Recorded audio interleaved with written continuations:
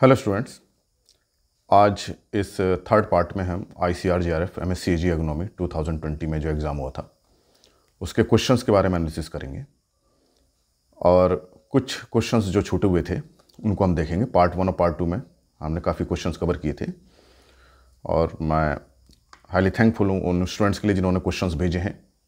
उन्होंने कुछ personally question ही भेजे हैं और काफ़ी स्टूडेंट्स ने जो है कमेंट बॉक्स में भी क्वेश्चंस को भेजा है।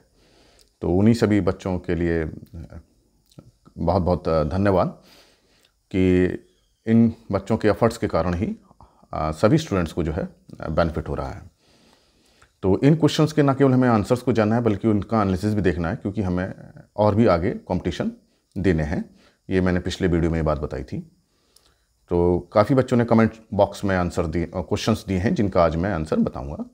लेकिन इसको स्टार्ट करने से पहले मैं आप लोगों को बताना चाहता हूँ कि जिन पार्ट्स को फर्स्ट पार्ट और सेकंड पार्ट को मैंने बताया था उसको देख करके कुछ लोग अपना वीडियो अपलोड कर रहे हैं और सेम वही क्वेश्चंस बता रहे हैं जो मैंने बताए हैं।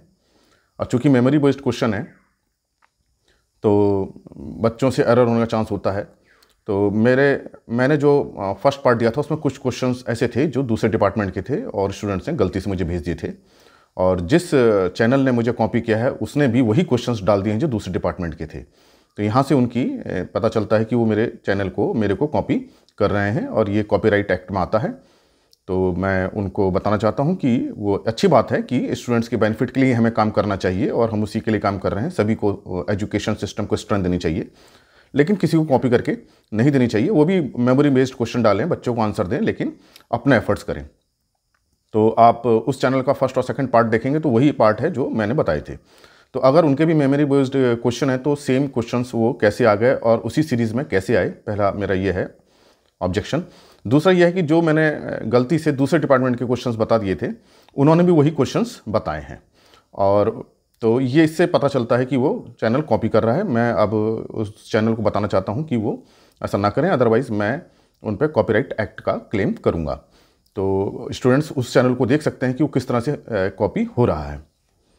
तो ये मेरा थी बताने की। ठीक है, हम सभी लोगों को काम करना चाहिए स्टूडेंट्स के लिए, लेकिन किसी की कॉपी करके नहीं करना चाहिए, बिल्कुल गलत काम है। तो अगर फ्यूचर में वो चैनल ऐसा करता है तो डेफिनेटली मैं उस पर कुछ जो लीगल एक्शन होता है मैं उसको लेने का पूरा एफर्ट करूँगा। तो आइए जो चलते हैं थर्ड पार्ट की तरफ, जो क्वेश्चंस बच्चों ने पूछे हैं कमेंट बॉक्स में उसके बारे में। तो देखिए, जो पिछली बार एक क्वेश्चन मैंने बताया था कि सोलर रेडिएशन की मैक्सिमम वेवलेंथ क्या होती है, तो स्टूडेंट ने कमेंट करके ये बताया है कि सर ये क्वेश्चन था maximum solar radiation reach on the earth from the sun in which wavelength, मतलब कि किस वेवलेंथ में मैक्सिमम सोलर रेडिएशन आता है। तो क्वेश्चंस का लैंग्वेज अलग हो सकती है और हो सकता है कुछ कन्फ्यूज़न हो। तो लेकिन देखिए, अगर हमें क्वेश्चन के दो अलग अलग क्वेश्चन या तीन क्वेश्चन अलग अलग मिल जाते हैं तो हमें बहुत अच्छा होता है, हमें आगे फ्यूचर के लिए कॉम्पिटिशन की तैयारी के लिए मौका पूरा मिलता है और हमारा जो पार्ट है वो स्ट्रांग होता है। तो अगर हमें दो तीन क्वेश्चन उससे रिलेटेड मिलते हैं तो वो हमारे लिए अच्छे होते हैं। तो चलिए, जो अगर मैक्सिमम वेवलेंथ पूछी थी या मैक्सिमम वेवलेंथ रीजन पूछा था, तो मैक्सिमम वेवलेंथ मैंने आपको बताई थी कि 1 मिलीमीटर तक चली जाती है। लेकिन अगर वेवलेंथ रीजन पूछा है तो देखिए, जनरली हम जो है 4 पार्ट में सोलर रेडिएशन को मान लेते हैं कि 4 वेवलेंथ में होता है। 4 वेवलेंथ में यूवी रेडिएशन, विजिबल लेंथ जिसे हम पार फोटोसिंथेटिकली एक्टिव रेडिएशन कहते हैं, number 3 near infrared, and 4th long wave radiation. तो इसमें जो मैक्सिमम कंट्रीब्यूशन होता है वो होता है near infrared, it is about 50 to 80%, और जो पार है वो करीब रहता है 40 to 45%, और इवन 20 to 45% भी हो सकता है। तो 40 to 45% ये नियरली रहता है, और जो यूवी रेडिएशन है 1 to 4%। तो अगर हम यहाँ देखें तो मैक्सिमम जो वेवलेंथ का जो रीजन आ रहा है वो है नियर इंफ्रारेड, तो ये इसका आंसर होगा। Next question was which one is not true about zoom cultivation. तो देखिए, इस तरह के जो क्वेश्चंस होते हैं इसका हमें कॉन्सेप्ट क्लियरिटी होनी बहुत ज़रूरी है, तभी इन क्वेश्चंस को अटेम्प्ट कर पाते हैं। और इस बार जो क्वेश्चंस आए थे वो सारे कंसेप्ट बेस्ड थे, और फ्यूचर में भी जो है क्वेश्चंस जो हैं कंसेप्ट बेस्ड ही आएंगे। तो आप अपना कंसेप्ट बेस्ड क्लियर रखें। तो ये जाने के पहले जूम कल्टीवेशन है क्या, इसे हम स्लैश एंड बर्न सिस्टम भी कहते हैं। होता क्या है कि जो प्रिमिटिव पीपल हैं या जो ट्राइब पीपल हैं जो फॉरेस्ट एरिया में रहते हैं, वो किसी एक एरिया को क्लीन करते हैं, पेड़ों को काटते हैं, वहाँ आग लगा करके घास वास साफ़ कर लेते हैं, पत्थर हटा के ज़मीन साफ़ करते हैं और वहाँ 2-3 साल कल्टीवेशन करते हैं। और जब सॉइल में फटीगनेस आने लगती है 2-3 साल बाद, सॉइल फर्टिलिटी डिप्लीट करती है, तो उस जगह को छोड़ करके वो दूसरी जगह चले जाते हैं और 8, 10, 15, 20 साल बाद फिर से उसी लोकेशन पे आ जाते हैं, क्योंकि वहाँ फर्टिलिटी रिस्टोर हो जाती है, फिर से वेजिटेशन हो जाता है। तो ये एक जूम साइकिल होती है। तो जनरली ये 10 साल की भी हो सकती है, 15 साल की भी, 20 साल की भी। तो अब देखिए, अगर आपको ये कंसेप्ट क्लियर है कि किस तरह से ये slash and burn zoom cultivation हो रहा है, तो हम इसके क्वेश्चंस को सॉल्व कर सकते हैं। तो देखिए, पहला इसमें ऑप्शन दिया था लो इनपुट रिक्वायर्ड। तो देखिए, जूम कल्टीवेशन का हो रहा है, ट्राइब्स में हो रहा है, फॉरेस्ट एरिया में हो रहा है, प्रिमिटिव लोगों द्वारा हो रहा है, ट्राइब्स द्वारा हो रहा है, तो इसमें ज़्यादा इनपुट यूज़ नहीं होता है, ये सही है। एंशिएंट इक्विपमेंट यूज्ड, तो चूँकि ये देखिए फॉरेस्ट एरिया में हो रहा है और ट्राइब्स कर रहे हैं, तो इसमें जो है बहुत मॉडर्न इंस्ट्रूमेंट यूज़ नहीं होते हैं, क्योंकि वो मॉडर्न एग्रीकल्चर से एक्वेंटेड नहीं है। तो ये भी ऑप्शन सही है। Next, it is not sustainable if zoom cycle is long. यहाँ देखिए, ये क्वेश्चन, यहाँ ऑप्शन कुछ बनता है। जूम साइकिल मैंने क्या बताया कि एक लोकेशन पे आपने कल्टीवेशन किया और 10-15 साल बाद आकर के आपने फिर उसी लोकेशन पे आए, तो जितने टाइम बाद आप आएंगे वहाँ फर्टिलिटी रिस्टोरेशन का लिए काफ़ी टाइम मिलेगा, तो ये सस्टेनेबल होगा। तो अगर जूम साइकिल शॉर्ट है तो सस्टेनेबिलिटी नहीं होगी, क्योंकि फर्टिलिटी रिस्टोर नहीं हो पाई है। उस लोकेशन को छोड़ते ही इसलिए हैं ताकि फर्टिलिटी रिस्टोर हो जाए, क्योंकि हम फर्टिलाइजर यूज़ कर नहीं रहे हैं, इनपुट यूज़ कर नहीं रहे हैं, सारा सॉइल जो कैपेसिटी है उसी पर डिपेंड होता है। तो जूम साइकिल जितना लॉन्ग होगा, सस्टेनेबिलिटी भी उतनी अच्छी होगी। तो इसमें जो होगा ऑप्शन ये जो है, it is not sustainable if zoom cycle is short, तो ये करेक्ट है। और जो इनकरेक्ट वो ये होगा कि it is not sustainable if zoom cycle is long. ये सस्टेनेबल है, it is sustainable if zoom cycle is long. तो यहाँ आप समझ गए होंगे कि इसका करेक्ट आंसर क्या है, कि जूम साइकिल लॉन्ग होगी तभी सस्टेनेबल होगा। अनदर क्वेश्चन, ये क्वेश्चन का एक स्टूडेंट ने कहा कि इसमें बेंजो क्विनिन नहीं पूछा गया था, क्यूनोन पूछा गया था। तो जो देखिए, जो क्विनिन है वो मलेरिया की दवाई होती है। चूँकि क्वेश्चंस स्टूडेंट्स ने भेजे हैं, मेमोरी बेस्ड भेजे हैं, तो उसको समझने में, उसकी स्पेलिंग में अंतर हो जाता है। तो अगर बेंजो क्यूनोन है, जिसमें स्पेलिंग है NONE, क्विनिन में है QUININE, तो यह नॉन है, क्यूनोन है, बेंजो क्यूनोन और हाइड्रोक्विनोन। तो देखिए, इसका जो यूज़ हो रहा है वो यूरियस एक्टिविटी की इनहिबिट करने में हो रहा है। तो जो यूरिया का जो हाइड्रोलिसिस होता है, वाटर के साथ जो रिएक्शन करता है, उसमें आप सभी जानते होंगे कि यूरियस एंजाइम का होना बहुत ज़रूरी है, and this reaction can not take place in absence of urease enzyme. तो यूरिया जो वाटर के साथ रिएक्ट करेगा, उसमें यूरियस एंजाइम का होना बहुत ज़रूरी है। तो ये जो कंपाउंड यूज़ हो रहे हैं, किसमें यूज़ हो रहे हैं? यूरियस एक्टिविटी के इनहिबिशन में। अब जब यूरियस की एक्टिविटी कम हो जाएगी तो डेफिनेटली यूरिया का हाइड्रोलिसिस भी कम होगा।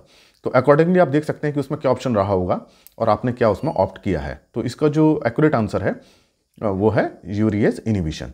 इसमें नाइट्रिफिकेशन इनहिबिटर की कोई बात नहीं है, क्योंकि नाइट्रिफिकेशन इनहिबिशन में क्या करते हैं, जो अमोनियम का कन्वर्जन होता है नाइट्रेट में थ्रू नाइट्रोसोमोनास, उसकी बैक्टीरिया को इनहिबिट की जाती है। लेकिन यहाँ ये ऐसा काम नहीं कर रहा है, केवल ये यूरियस एंजाइम की एक्टिविटी को इनहिबिट कर रहा है। तो इसका correct answer urease inhibition and retardation of urea hydrolysis.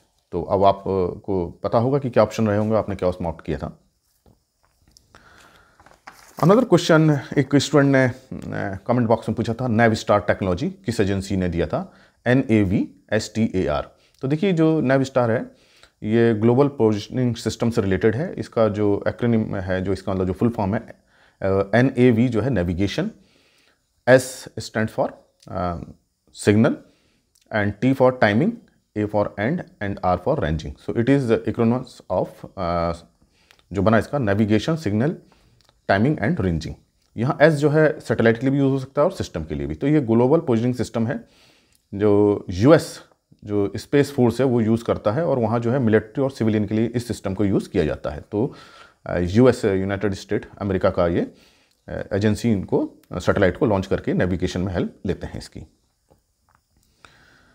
Another question was, एक क्वेश्चन स्टूडेंट ने पूछा था कि जो इंस्ट्रूमेंट की मैचिंग थी उसमें प्लेनीमीटर था, वो किसके लिए यूज़ होता है? तो ये लीफ एरिया मीटर के लिए यूज़ होता है। Another question was, cropping system used in dryland agriculture. तो देखिए, ड्राईलैंड एग्रीकल्चर का जो कांस्टेंट है वो है मॉइस्चर, और जब हम क्रॉप प्रोडक्शन के लिए मॉइस्चर ही डिसाइड करता है कि हम कितनी क्रॉप ले सकते हैं। तो जब मॉइस्चर कांस्टेंट है, इसका मतलब क्रॉप भी हम लिमिटेड ले सकते हैं, ज़्यादा क्रॉप नहीं ले सकते। तो डबल क्रॉपिंग, मल्टीपल क्रॉपिंग ये पॉसिबल नहीं है, तभी पॉसिबल है जब हमारे पास मॉइस्चर एडिक्वेटली अवेलेबल हो। तो ड्राईलैंड एग्रीकल्चर में चूंकि मॉइस्चर कांस्टेंट है, इस कारण से वहाँ क्या होती है, केवल मोनोक्रॉपिंग, केवल आप ईयर में एक ही क्रॉप ले सकते हैं, वो भी रेनी सीजन में। तो इसका जो सही आंसर वो होगा वो मोनोक्रॉपिंग। डबल क्रॉपिंग और मल्टीपल क्रॉपिंग वहाँ पॉसिबल है जहाँ आपको थ्रू आउट ईयर मॉइस्चर मिलता रहे।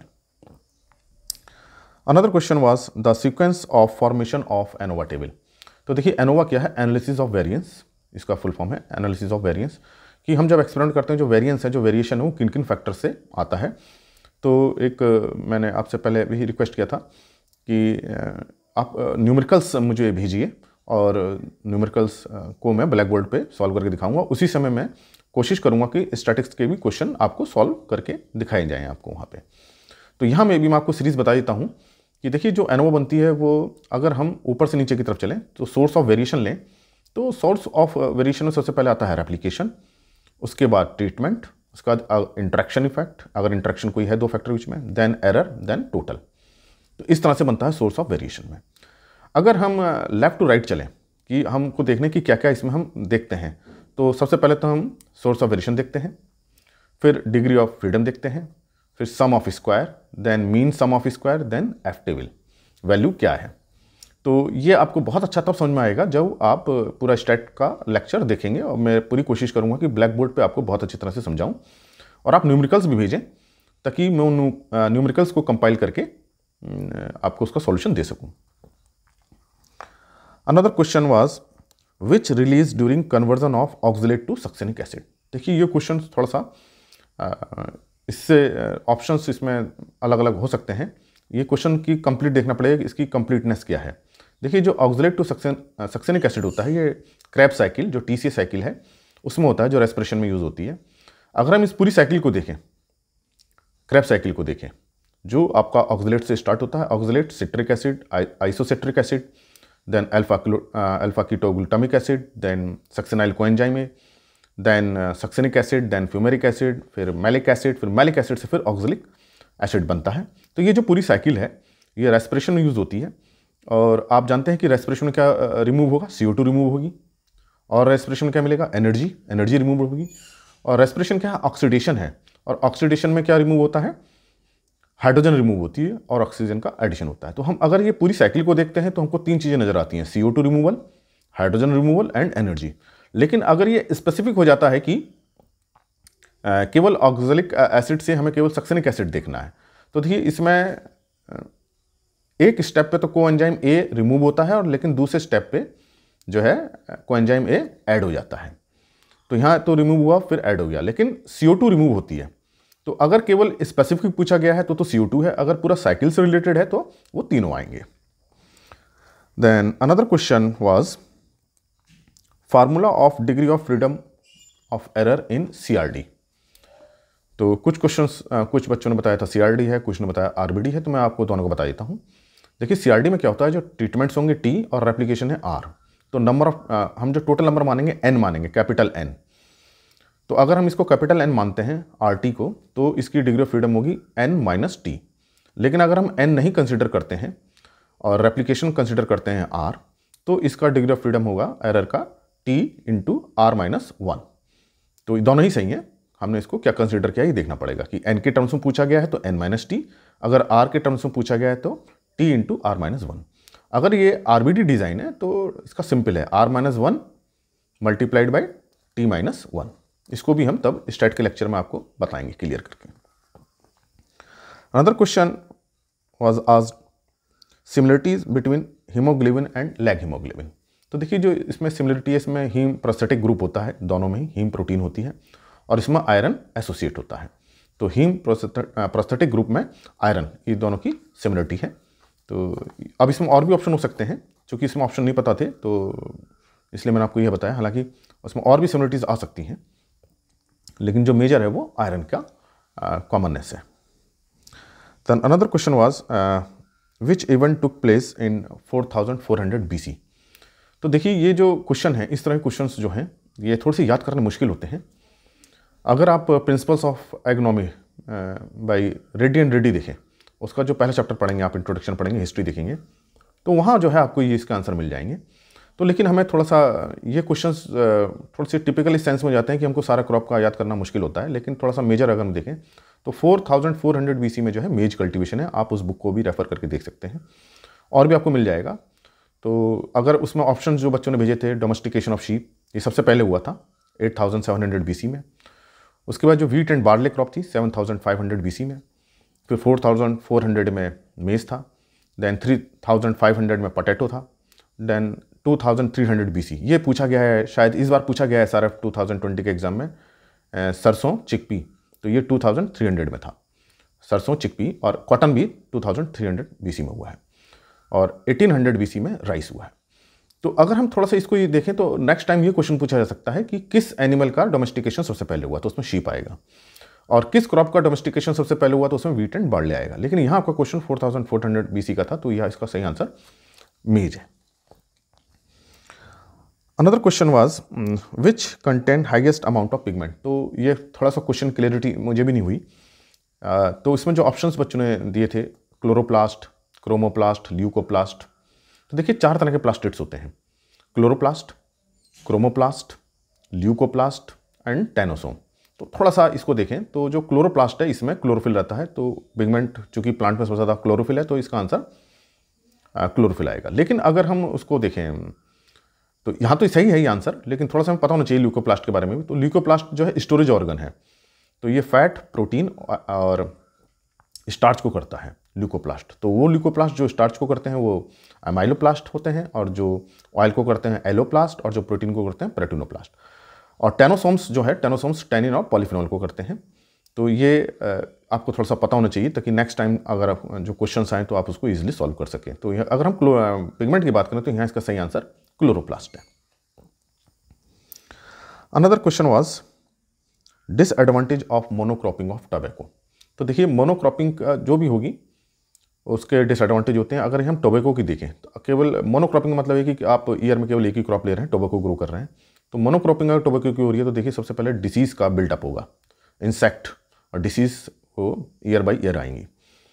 ओरोबैंकी की बहुत बड़ी प्रॉब्लम है टोबैको में, अगर हम बार बार टोबैको लेते रहेंगे तो ओरोबैंकी का प्रॉब्लम बढ़ेगा। सॉइल फर्टिलिटी डिक्लाइन करती है, न्यूट्रिएंट की माइनिंग होती है, सॉइल सिकनेस बढ़ती है। तो ये जो है इससे एसोसिएटेड प्रॉब्लम है। अब इसमें देखना पड़ेगा ऑप्शन क्या था, अगर इसमें से कोई भी एक ऑप्शन है या सारे हैं तो वो आप उसी अनुसार आपका आंसर आएगा। Then another was aeroponics means करके कोई क्वेश्चन पूछा गया होगा, इसमें जो स्टूडेंट्स उसकी लैंग्वेज ड्राफ्ट नहीं कर पाए हैं, याद नहीं रहा होगा, लेकिन थोड़ा सा हमें आइडिया होना चाहिए। एरोपोनिक्स में क्या करते हैं कि जो रूट्स होती हैं उसमें कोई मीडियम नहीं होता है, केवल हम क्या करते हैं जो मिस्ट पानी की बहुत महीन बूंदों के साथ न्यूट्रिएंट का मिक्सचर उसके रूट जोन में देते हैं और फोलियर अप्लाई भी कर देते हैं। तो जो एरोपोनिक्स होता है उसमें एक्चुअली प्लांट को सपोर्ट करके ग्रो किया जाता है और रूट में कोई मीडियम नहीं होता, और एयर और वाटर और न्यूट्रिएंट का बहुत फाइन मिक्सचर प्रेशर के साथ दिया जाता है, ये एरोपोनिक्स है। और हाइड्रोपोनिक्स में क्या करते हैं कि जो रूट रहती हैं वो वाटर में रहती हैं और उस वाटर में ही न्यूट्रिएंट का सोल्यूशन डाला जाता है। तो ये एरोपोनिक्स है। इससे रिलेटेड जो क्वेश्चन आया होगा वो आप समझ गए होंगे उसमें क्या ऑप्शन रहे होंगे और आपने क्या उसमें किया है। Another was definition of seasonal drought.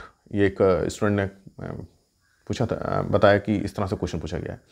तो देखिए अगर सीजनल ड्रॉट देखते हैं तो आप एग्नोमिक टर्मोलॉजी जो ICR की दी है आप उसको रेफर कर सकते हैं, और ये बुक पढ़ना बहुत ज़रूरी है ताकि आपकी टर्म्स क्लियर हो। इस बुक को आप जरूर पढ़ें।